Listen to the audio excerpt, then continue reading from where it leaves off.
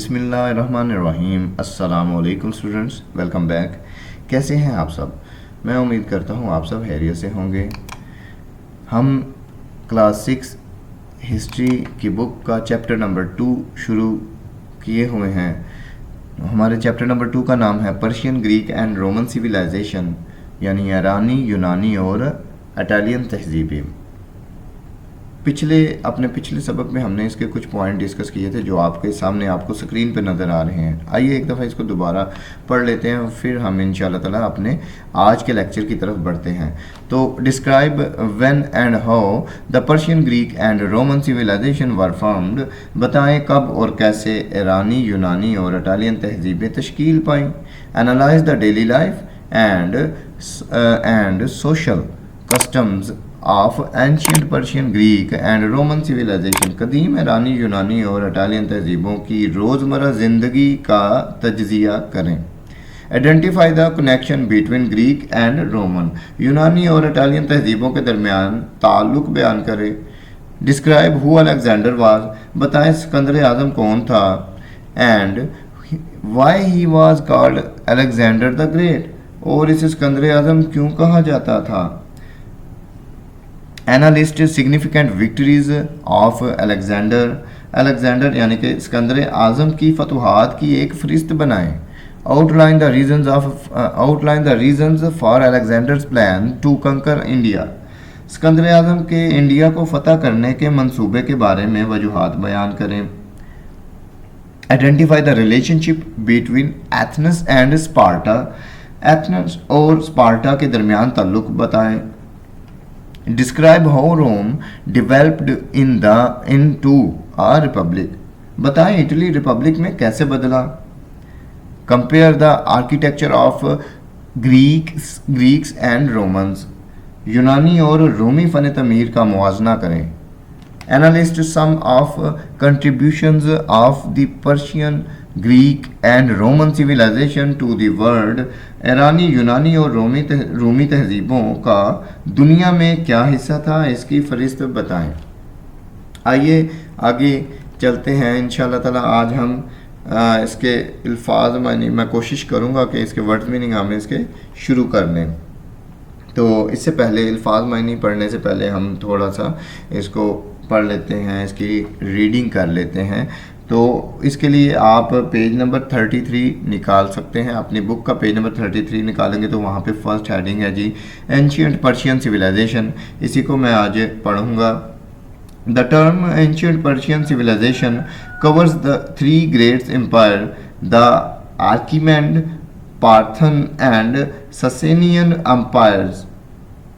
इस्तिलाह ancient Persian civilization 3 बड़ी सल्तनतों आर्कामाइंट, पार्थन और ससेनियन का अहाता करती है। The Persian empire which is sometime called the Achaemenid empire was vast stretching from Anatolia. We now call this Turkey and Egypt across the north of India and Central Asia. अच्छा जी, हमने इसको कहाँ से शुरू किया? द पर्शियन एम्पायर से। The Persian empire which is something called the Achaemenid empires. Persian empire जो कभी आर्कमाइंड एम्पायर कहलाती थी, वाज वास्ट, वसी थी।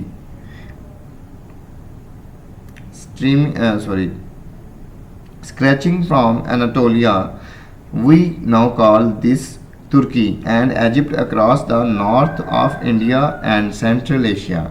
एनातोलिया से जो आज तुर्की कहलाती है और इजिप्ट यानी मिस्र, इंडिया के शुमाल के पार और मशरकी वस्ता यानी सेंट्रल एशिया तक फैली थी।